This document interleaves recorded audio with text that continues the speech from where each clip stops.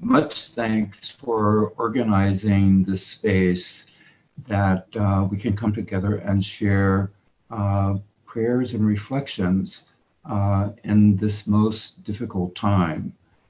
I wanted to just take a moment to offer our community's condolences to all of the friends who are in the metropolitan area who have lost loved ones to COVID-19, to also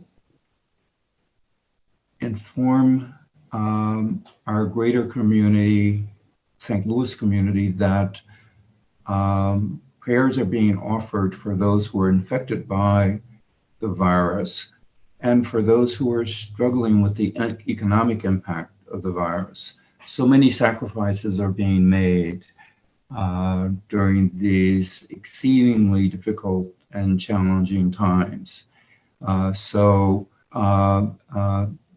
This space, I think, is really important that we come together and share reflections and be uplifted by the work that's being done in our region. I want to share with the friends who are joining us this morning two passages from the Baha'i writings and one prayer for humanity. Baha'u'llah, the prophet founder of the Baha'i faith, encourages compassion and generosity in our interactions with each other and in the world. This is particularly meaningful at this time. He states in one of his passages, be generous in prosperity and thankful in adversity. Be worthy of the trust of thy neighbor and look upon him with a bright and friendly face. Be a treasurer to the poor, an admonisher to the rich, an answerer to the cry of the needy, a preserver of the sanctity of thy pledge. Be fair in thy judgment and guarded in thy speech. Be unjust to no man, and show all meekness to all men. Be as a lamp unto them that walk in darkness, a joy to the sorrowful, a sea for the thirsty, a haven for the distressed, an upholder and defender of the victim of oppression. Let integrity and uprightness distinguish all thine acts. Be a home for the stranger, a balm for the suffering, a tower of strength for the fugitive. Be eyes to the blind and a guiding light to the feet of the erring.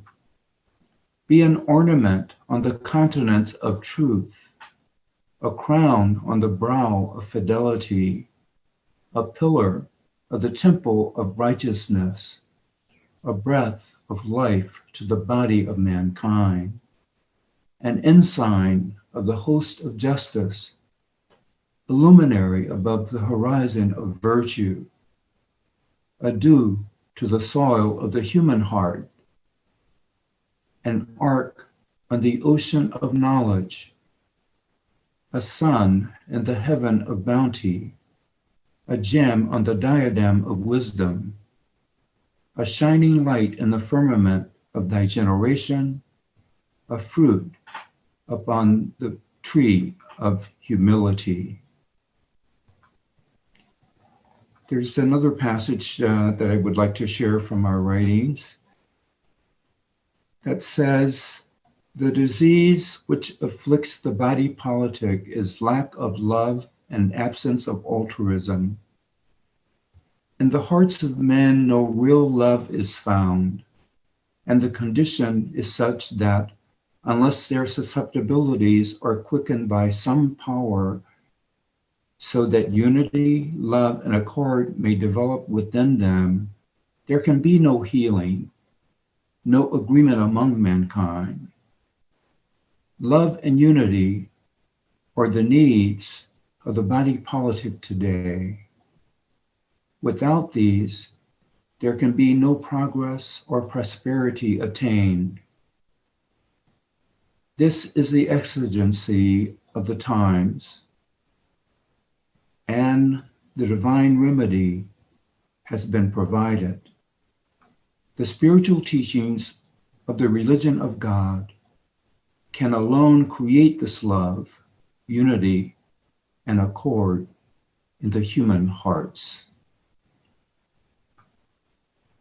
So this pandemic seems to be elevating as much pain as there is that we are experiencing. It seems to be elevating our consciousness to the fact that we are one human family and that we're connected with each other, even though we live in distant parts of the world.